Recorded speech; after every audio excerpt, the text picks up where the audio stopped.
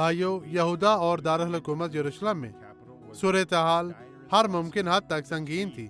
आए पढ़ें यिर्मयाह बाब 5 आयत 1। आप यरूशलेम के कूचों में इधर उधर गश्त करो और देखो और दरियाफ्त करो और उसके चौकों में ढूंढो, अगर कोई आदमी वहां मिले जो इंसाफ करने वाला और सच्चाई का तालब हो तो मैं उसे मुआफ करूंगा।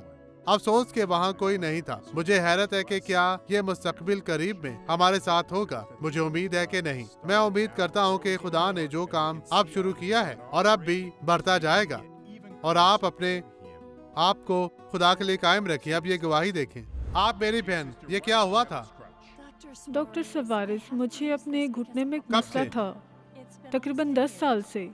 क्या यीशु ने आपको जी शिफा हाँ, दी? यीशु के साथ मुझे शिफा मिली। ये मसला वापस आएगा? नहीं, नहीं, अब आप ठीक हैं। ये बैसाखी अपने कंधे पर रखिए। मेरा नाम जोसफा है। आपका नाम क्या है? जुजाफा। बहन आगे बढ़े, खुदावंद आपको बरकत दे रहा है। इस तरह हमारा खुदावंद शानदार है।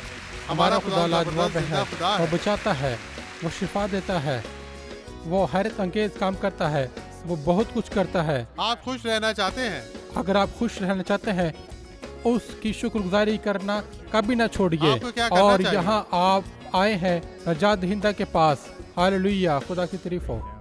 आए अब दुआ करें। बाप, इन लोगों को बरकत दे, इन्हें छू पाक साफ और मजा कर, और हर तरह की बदी, कमजोरी, बीमारी, मुश्किल परेशानी से इन्हें महफूज रख। खुदावंद अपना दाना शफकत भरा हाथ इन लोगों की तरफ बढ़ा और इन्हें बरकत दे। यीशु के नाम में खुदावंद आपको बरकत दे। ईमान रखें।